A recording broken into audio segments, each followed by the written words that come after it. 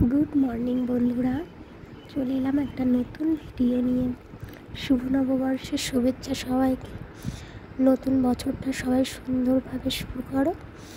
আর এখানে আমি উঠে পড়েছিলাম 5টা 12-তে, যেহেতু শুভ নববর্ষ, পয়লা বৈশাখ। তারপরে বিছানাটা একটা গুছিয়ে নিয়েছি, আর তারপর এক একে মায়েদের ঘরের বিছানা গুছিয়ে নিয়েছি, ছোটদা ভাইয়ের ঘরের বিছানা গুছিয়ে নিয়েছি। তার আগে আমি কাজ বাজ সব সেরে নিয়েছিলাম।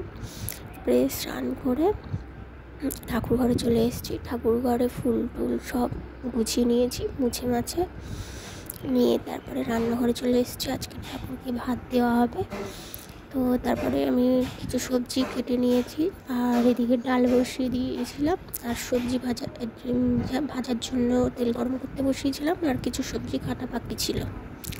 তারপরে আরও সব ভাজাভুজি হয়ে গেলে ভাত বসিয়ে দিয়েছিলাম, আর চাটনি বসিয়ে দিয়েছিলাম।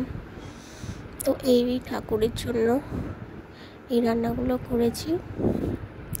তারপরে আমি রেডি হয়ে নিয়েছিলাম, এবার ঠাকুর ঘরে পুজো দিতে যাব বলে। আর এদিকে এর সঙ্গে আমার প্রচুর শোনাও।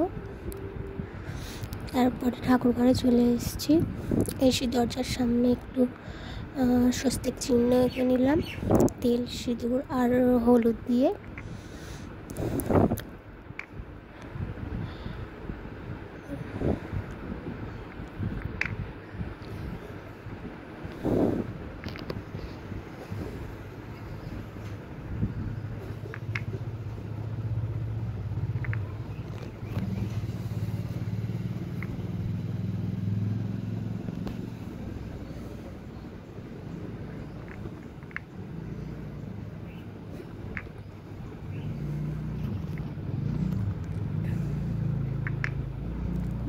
স্বস্তিক চিহ্নটা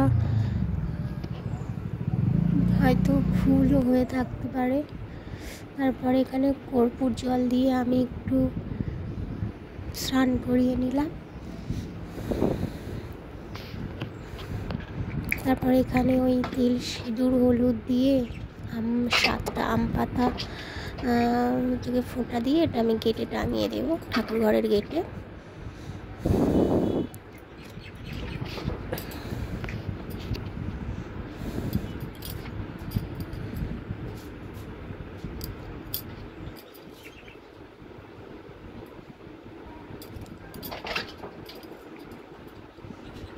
একে একে সব আম পাতাগুলো আমি এরকমই করে নেব।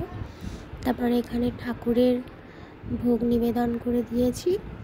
ছিল তোমার বরবটি ভাজা, আলু ভাজা, শাক ভাজা, পটল ভাজা, বেগুন ভাজা, পাঁপড় ভাজা, চাটনি, এঁচোড়, ডাল, চিচিঙ্গে ভাজা।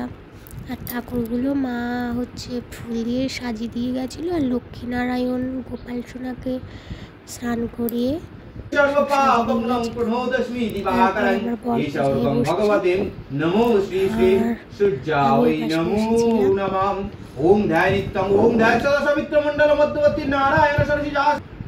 পূজার শেষে আরতি টারতি হয়ে গেলে পূজা শেষ হলো। তো পূজা শেষের পরে আমি নিজে রান্নাঘরে চলে এলাম, কেননা এবার সবাইকে দুপুরের খাবার দেবো। আর আমাদের দুপুরের মেনু ছিল আমি 7 রকম ভাজা, এঁচোড়, ডাল, চাটনি, পাঁপড় ভাজা করেছিলাম, আর মা মাছের ঝাল আর মাটন করেছিল। তো দুপুরের মেনু এই। আর আজকে ভিডিও এই পর্যন্ত। ভালো লেগে থাকলে লাইক, কমেন্ট আর সাবস্ক্রাইব করতে ভুলো না।